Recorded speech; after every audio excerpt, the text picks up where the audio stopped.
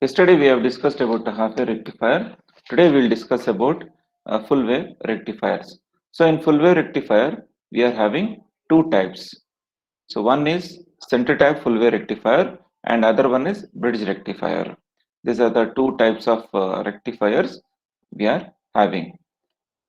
So both are going to produce for full cycle, but the circuit diagram is slightly different between between the two types of full wave rectifier.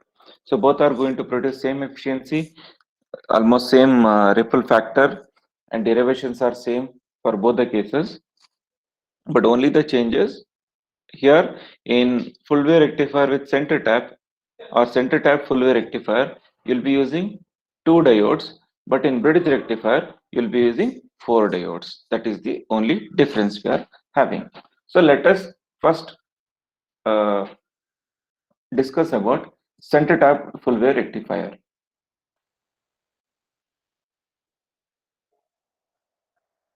Center tap full wave rectifier.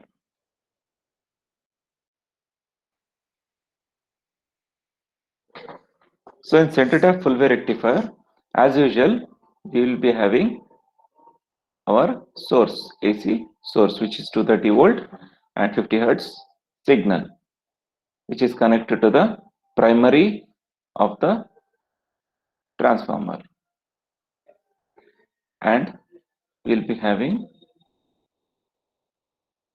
the secondary of the transformer like this, where to the each terminals of the transformer a diode is being connected.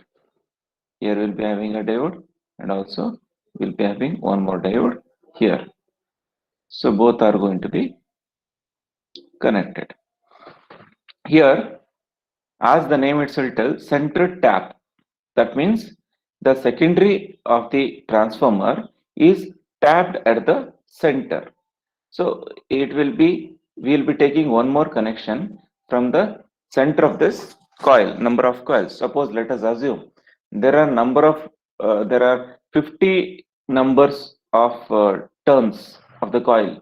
Then 25 coils will be in the upper side and 25 coils will be at the lower side. That means we are going to tap exactly at the center, and from to that center we are going to connect the load, and the other terminal of the load is connected to the cathode terminals of the two diodes.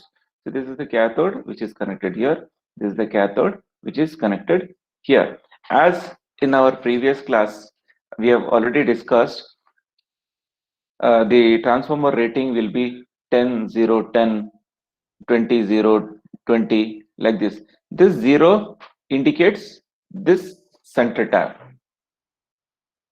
20, 0, 20. So this 0 indicates, just a minute.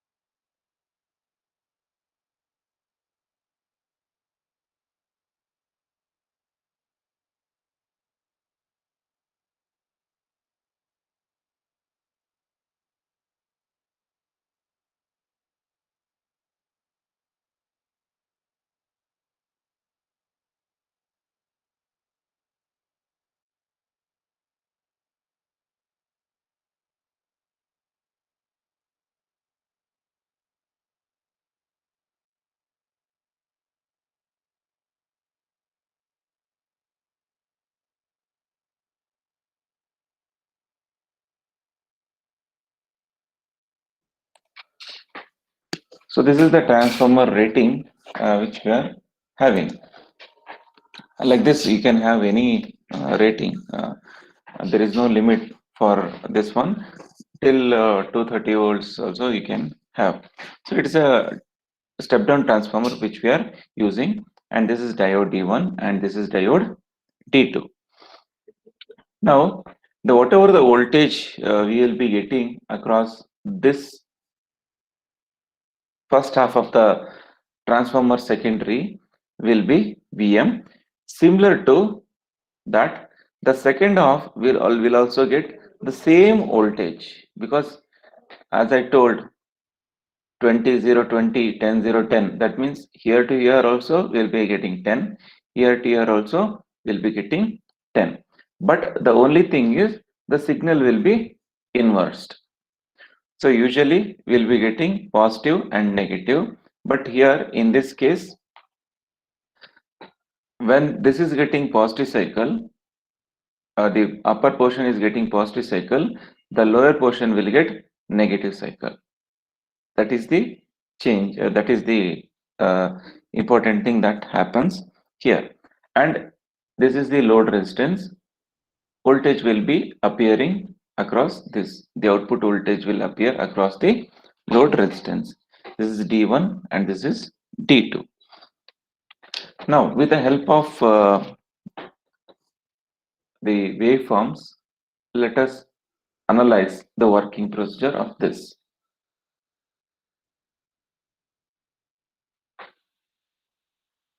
This is the input signal which has been given from the source.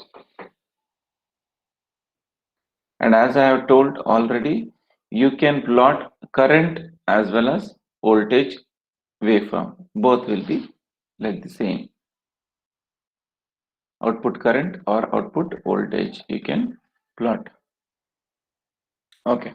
Now, during first positive half cycle, this is the signal which is been given. During that time, during first positive half cycle, so this is the upper portion which is given to the upper portion of the secondary of the transformer. This is the lower portion of the signal which is given to the secondary of the transformer. For the lower portion secondary of the transformer, negative half cycle has been given. Okay. Now, here during first positive half cycle, we will be getting the signal, and the signal is going to flow in this direction. So what happens to this diode? Now,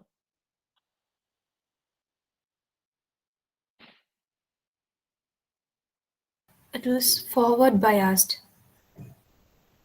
it will get forward biased. Okay. See, you can observe here, it is 0 to 10 or 0 to 20. This is 0 to 20. It is inverted. It is in the inverted form.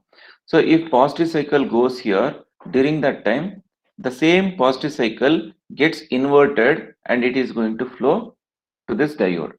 So the same half cycle, the same first half cycle, here it goes from, it will be positive with respect to diode D1 and it will be negative with respect to D2, because the signal get inverted because of the connections, which because of the configuration what we have taken. See, 20 0 20, its signal starts from 0 to 20, but the secondary half signal will be 0 towards the 20. That means the same signal gets inverted. The same signal gets inverted. Okay, don't think that this portion is flowing in the first half cycle only. It will not flow in the first half cycle. In the first half cycle, only half cycle is going to flow. That same half cycle will be making diode D1 forward biased, because it is going to be in the positive half cycle is being given. The same positive half cycle gets inverted and that will be fed to D2 because of the configuration what we have taken. It is a reverse configuration. Here it is, see, always signal flows from 0 to 20, but here it is from 0 to 20 downwards. So the same signal gets inverted. That is the idea here. Now, when we are having negative half cycle, the current will be flowing, sorry,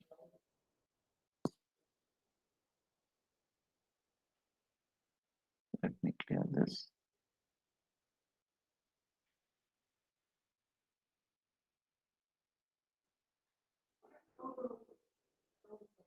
Okay, when you are having negative half cycle, the negative half cycle will always flow in opposite direction.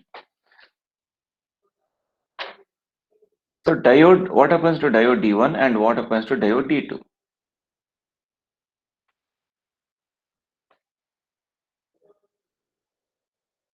Current is flowing like this for the diode, it gets short circuited or it is acting like closed switch. But since the current is flowing from cathode to anode, what happens to this? Will it get forward biased or short circuit or a closed switch? What will happen?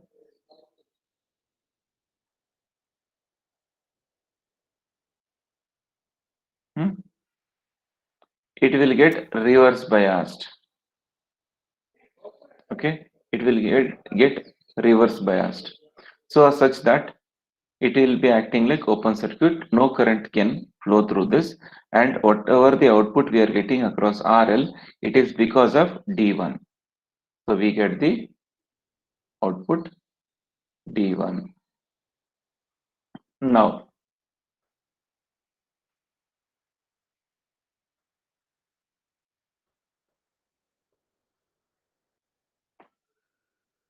we'll look into the next cycle.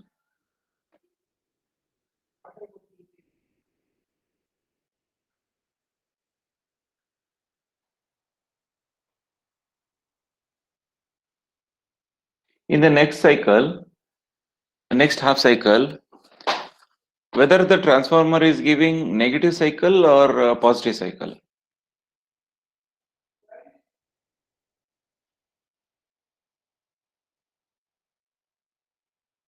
In next half cycle, whether the transformer is giving negative cycle or positive cycle. Negative cycle. Negative cycle, sir.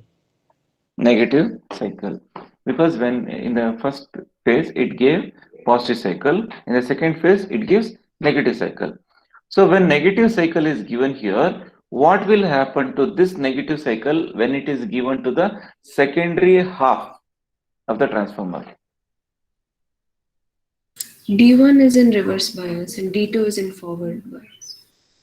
I'm just asking, see, this one is negative half cycle. The same negative half cycle, see, negative half cycle is fed to D1. What happens to this negative cycle, or how this negative cycle will be applied to D2? Will it, the same negative cycle will appear across D2?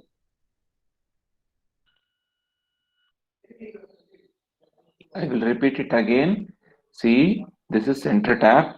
When you are giving 0 to Vm, this is also Vm. When 0 to Vm is given, whatever signal you are applying from the primary, that same half cycle will appear here, and to the remaining half, the same half cycle gets inverted and it will be applied. Gets inverted and it will be applied. This will be negative cycle.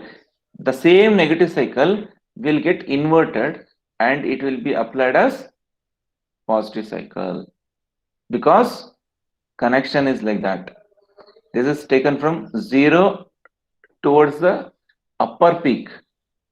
This is 0 towards the lower peak, Vm, because when you take Vm, this is plus Vm, this is minus Vm, this is 0, in that way. Okay, so if you are giving negative, what happens to that negative in the secondary half? Negative, negative. What it will become? It will become positive. Positive.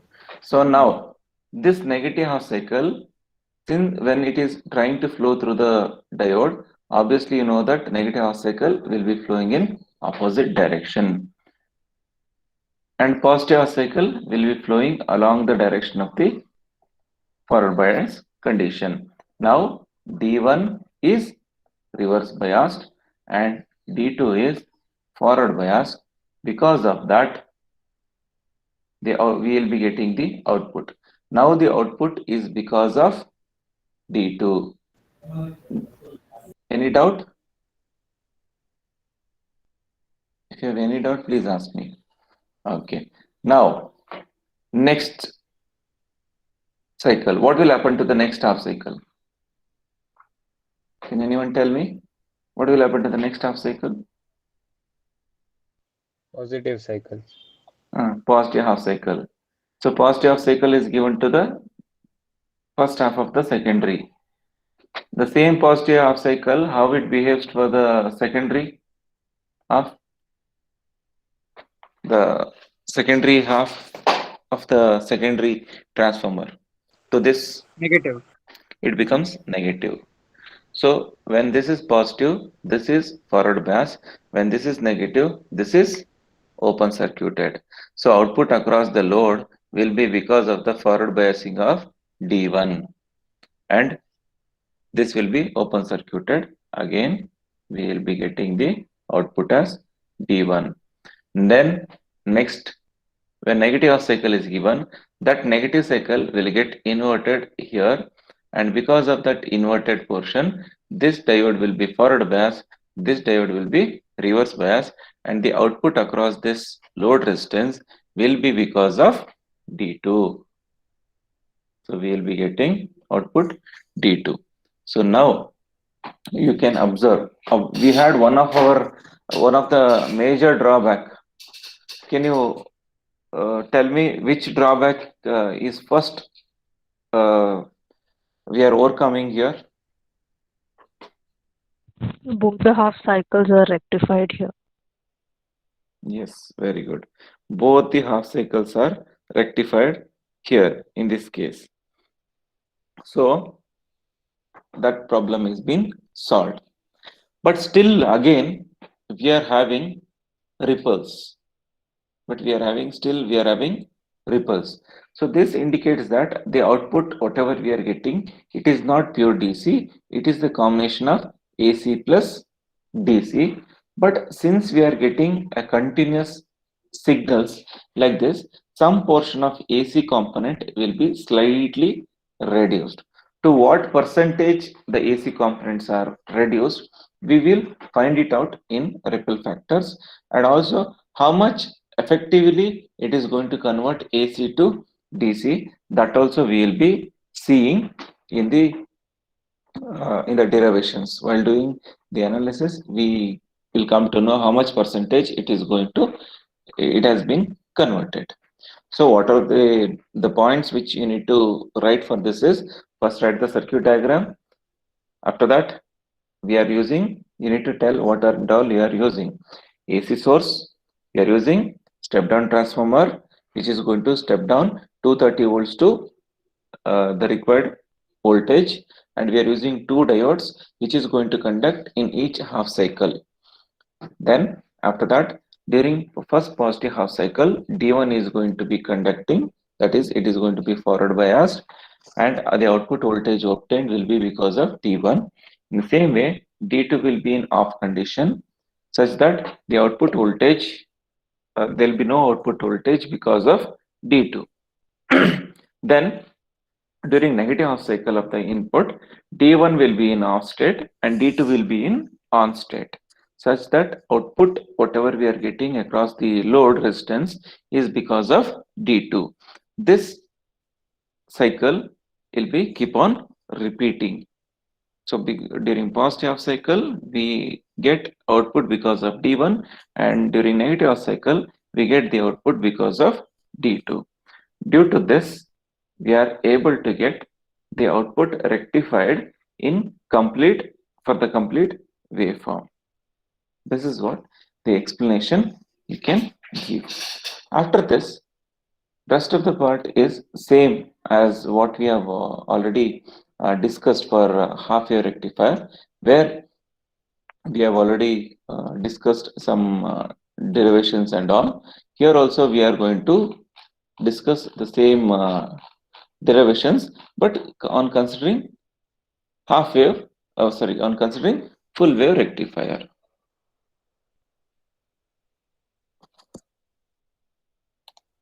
Okay, so what is the first derivation we are going to do usually? Average Which is the first current. derivation? DC or average current. So that is IDC. So the basic steps are same. The only change is here we are going to get the output for complete cycle. There we are getting only for half cycle. So the first step is we consider the instantaneous current, which contains the peak current, the sinusoidal wave, and the angle, or it can also be written as Im sin omega t. Anyhow, we can write. So average DC is given as area under the curve over full cycle divided by time period. Area under the curve over full cycle by time period. So for that we are having IDC is equal to, so area under the curve means this output whatever we are getting, this area we are talking about. So this is 0, pi, 2 pi.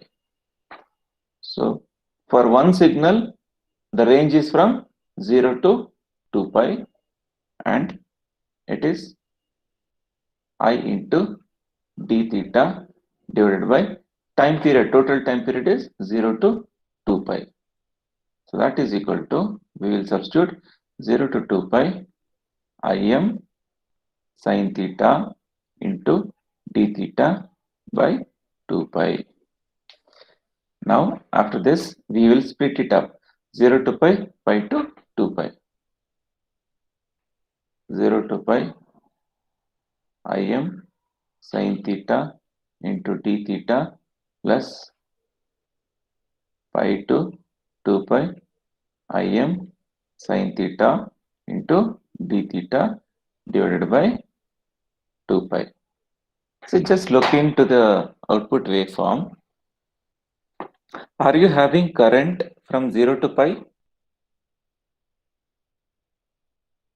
Are you having, this is a current waveform which I have plotted. Are you having current? Yes, sir. So 0 to pi it is done.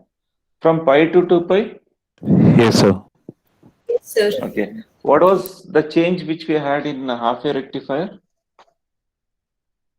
From pi to 2 pi, the current flow was 0. Yes. Good. So from pi to 2 pi, there was no current. It was completely 0. But here it is there. So we need to consider both the cases.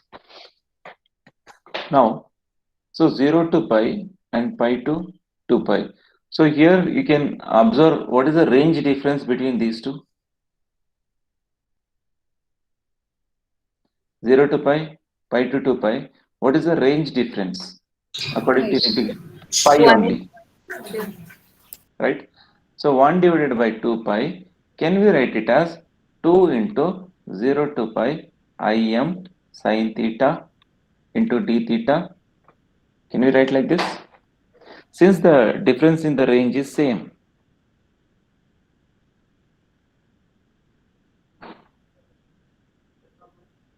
Can we write like this? Can you add them? Yes, sir. So 0 to pi, pi minus 0 is pi, 2 pi minus pi is pi. So the range is same, so we can take it in this form. Now these two will get cancelled. Now and Im you can take it outside. Im by pi integration of 0 to pi sin theta into d theta.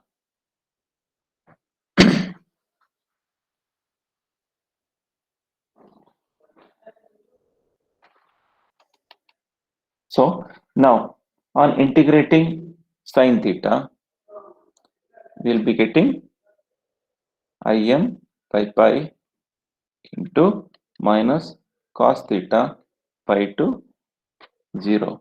So that becomes minus Im by pi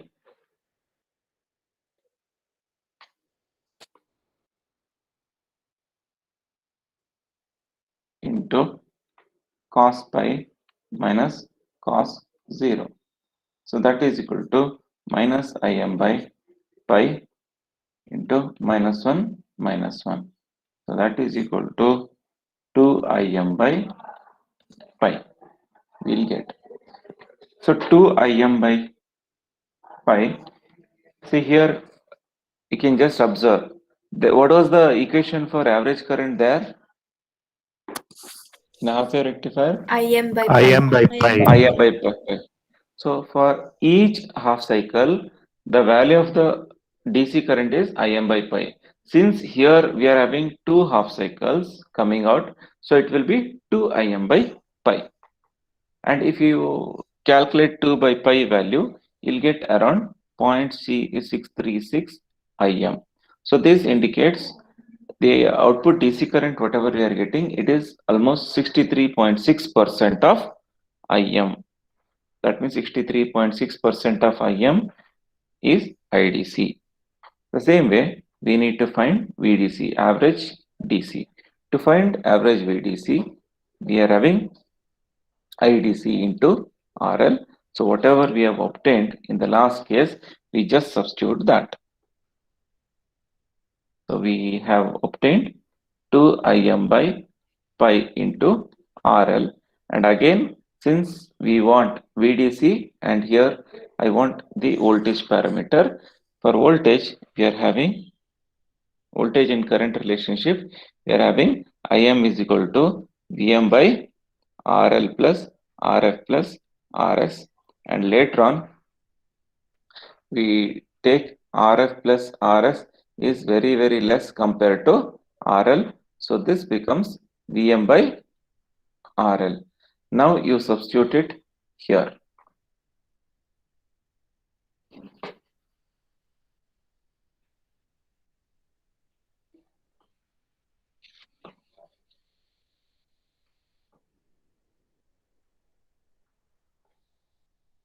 So on substituting there, we get VDC is equal to 2 Vm by pi into RL into RL. So RL get cancelled and we'll be having 2 Vm by pi. This is the equation for average DC voltage. Now, similar to the half wave rectifier, the next one is root mean square. Root mean square load current, that is IRMS. So steps are same, only the changes, the range will be an additional range will be there. So IRMS is equal to root of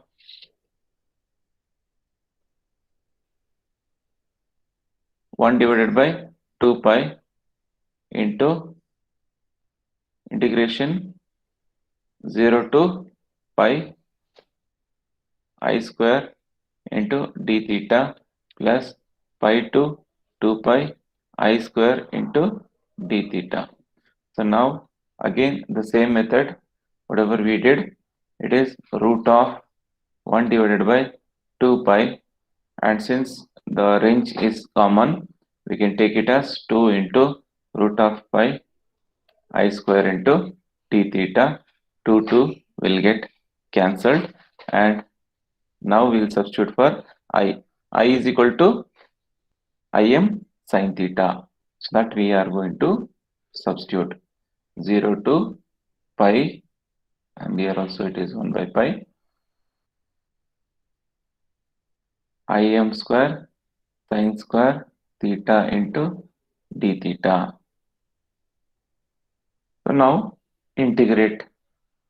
So before integration, we will write the appropriate equation for sine square theta.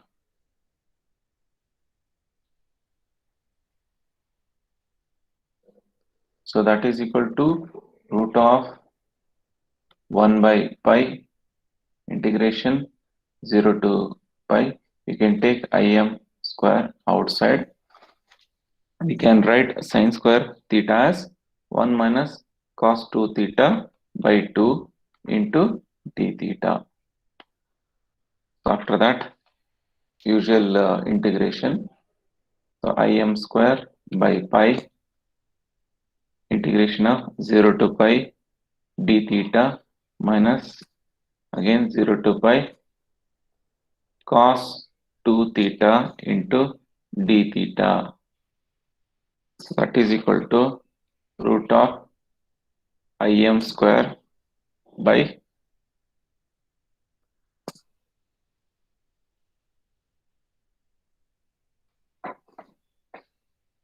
we can take this 2 outside, so it becomes 2 pi. So we have taken 2 outside here only. So that becomes pi minus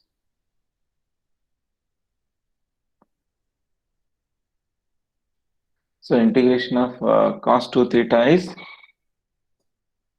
how much? Sine 2 theta we are having. So after that, so after substituting pi and the 0 value, we will be having, it will be 0 because sine 2 theta is 0. That's why. So now root of im square by 2 pi into pi. Pi will get cancelled, and finally we are left out with im by root 2. So therefore IRMS is equal to im by root 2. So whatever the peak voltage peak current we are getting, in that 1 by root 2 times is IRMS value. So it comes around 70%, 70.7%. The same way we find out VRMS. This is for IRMS, and VRMS, the basic steps, just substituting it in terms of V is equal to IR. So VRMS is equal to IRMS into RL.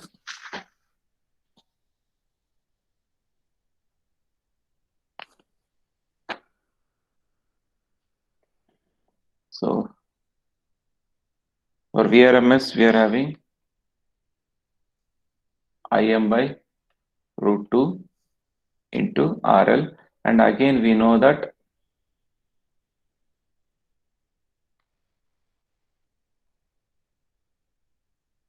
for im we need to write in terms of Vm. So Vm by root 2 into RL plus RF plus RS into RL, and again RF plus RS is very less compared to RL, so that this gets neglected. RL will get cancelled, so we get Vm by root 2. So this is the equation for VRMS. Just remember, for half wave rectifier, DC was im by 2, sorry, im by pi, Vm by pi. RMS was im by 2, Vm by 2. For full wave rectifier, it became 2 im by pi, 2 Vm by pi, and this became im by root 2, and this became Vm by root 2. Okay, don't get confused. Here it will be just, if you get confusion, many of the times a student gets confusion whether for half wave rectifier we are having root 2 or full wave rectifier we are having root 2. See, for half wave rectifier it is 50%. For full wave rectifier it is 70.6%. Because 1 by root 2 is 0.707. So you can remember 50 comes first, 70% comes later. Okay. So after this we are having the ripple factor, so that we can do it in the next class.